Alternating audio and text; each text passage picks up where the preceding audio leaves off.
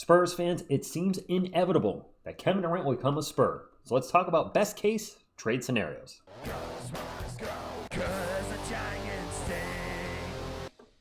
What is up, San Antonio Spurs fans? Welcome to TSR Sports. My gosh, I've never seen so many rumors about Kevin Durant coming to the Spurs, or any player coming to the Spurs, as we're seeing right now. And this is going to be my last video on Kevin Durant, unless he actually becomes a Spur. So I wanted to just get one final thing out there because there was more news yesterday, and then we'll talk about the trade scenarios. But first, let's get into the article from Yardbarker. A lot of you talked about this, so I got to address it too. Founder of The Ringer and podcast host Bill Simmons thinks terms may already be finalized in a Kevin Durant San Antonio Spurs trade. What? I wouldn't be surprised if KD to the Spurs is already done, and they haven't announced it. Basically, they've agreed on specifics, just announce it on the week of the draft. This goes back to the Giannis thing. I think they trade for KD because it costs less. It will. They'll be able to be competitive and maybe go a couple of rounds in the playoffs, but they're also going to keep the number 2 pick and do it that way, which is my prediction. Yeah, we're keeping the number 2 pick. And to get Giannis, it would cost us, actually, I think to talk about it right here. If this is the case, the Spurs are undoubtedly making the right decision by not sacrificing their future and completely overhauling their roster for Giannis. Acquiring the former 2013 first-round selection would require the Spurs to give up a package that would most likely include Stephon Castle and the number 2 pick in this year's draft. No. Landing Durant would come at a much cheaper price, as he is 36 years old and an asset the Phoenix Suns are trying to offload. Yeah, the Suns are an absolute disaster right now. Break it down to the ground. The Spurs could send Devin Vassell, Harrison Barnes, Keldon Johnson, and a draft pick, whether it be that number 14 selection or a first-round pick in the near future. It's just rumors and speculation, but it's a proposition that makes sense for an organization that is a piece or two from entering the championship contender conversation, the Triple C. All right, let's talk about the trade scenarios. And there could be a 3-team trade here, but to make things simple, I'm just going to keep it between the Spurs and the Suns. And of course, we always have to talk about salary cap when we're talking about trade scenarios, especially with a player that has a huge salary in Kevin Durant. He's set to make about $55 million next season, the last year of his contract. If he was to come to the Spurs, I would hope we would extend him for one more additional year before Wemby's extension kicks in. And if he's healthy and plays well, yeah, and hopefully takes maybe a little bit of reduced salary due to his age of 40 to 45. We'll see on that one. But anyway, let's get to the trade scenarios. In their trade scenario, it was Devin Vassell, Harrison Barnes, and Keldon Johnson. I think Devin Vassell has to be in any trade scenario with the Phoenix Suns and Kevin Durant to match salary. I like Devin, like the double pineapple power with him and Stephon Castle, but I think we may have seen him peak. He's got a bit of an injury history himself. I know KD has one as well. But to make it work, we need Devin's salary. So $27 million from Devin. They mentioned Harrison Barnes. He makes $19 million. And Keldon Johnson, $17.5 million. The total between those three players is $63.5 million. And if we were to trade the 14th pick, that would be another $2 million, which would be $65.5 million. This is a no. This would kill our depth, trading 3 players that are part of the regular rotation for what could be a 1-year rental. So let's back up. We're looking always from the Spurs side of things. What do I think the Suns may want? Yes, they're going to want the number 2 overall pick. Forget it's not happening. Stephon Castle, nope, forget it, not happening. What can we put together or what do we think they want would be reasonable? I think Devin's got to be on there. Going young, Keldon, and Jeremy Sohan. Jeremy makes $7 million. Between Devin, Keldon, and Jeremy, that is $51.5 million. If they get the 14th pick overall, which I expect they're going to want to pick now in a deeper draft as opposed to an unknown future first-round pick, especially when that pick could be worse than 14. I think in any scenario, it's going to be the 14th pick. That comes up to about $53.5 million. This is also no way. This kills our depth, and I think the Spurs are going to try to hold on. You don't mess with the Sohan. But trading 3 young guys that are part of the regular rotation, just like the previous trade, no, can't work. Doesn't work. So what would TSR do? Let's get to the point. What would all TSR do? Devin Vassell, again, match salaries, a crowded backcourt with Castle, Fox, and Harper. I'm going Devin. It hurts me to say this because we need his three-point shooting, but you're going to assume Kevin Durant's going to take over that role and an even more explosive score for that matter. HB.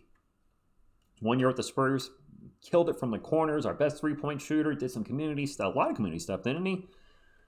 But this, again, a salary thing, and I get it if some of you say, TSR, nope, keep HB.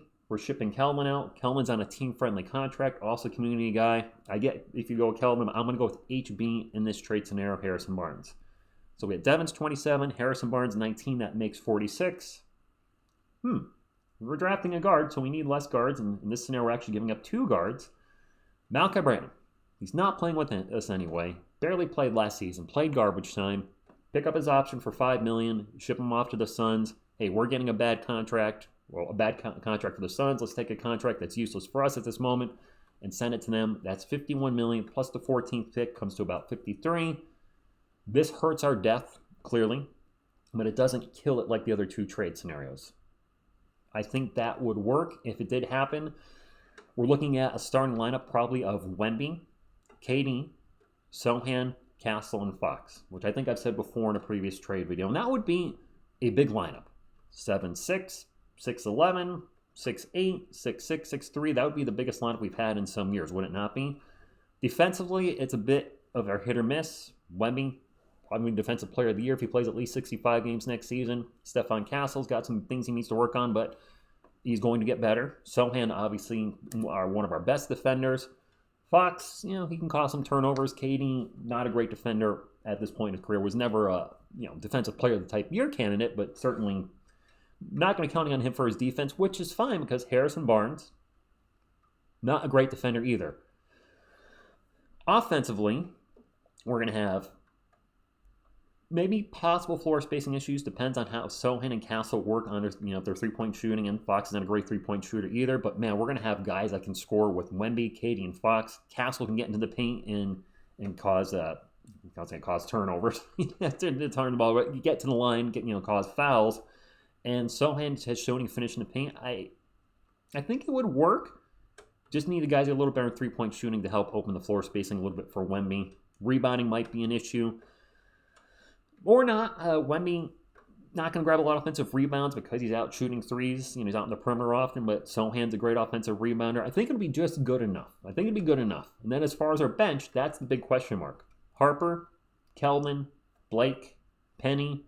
And then the huge question mark is who is our backup big? When Wemby comes out, who's going to be our center? I don't want to see center Sohan. I don't want to see center Kelvin either because that happened at times too.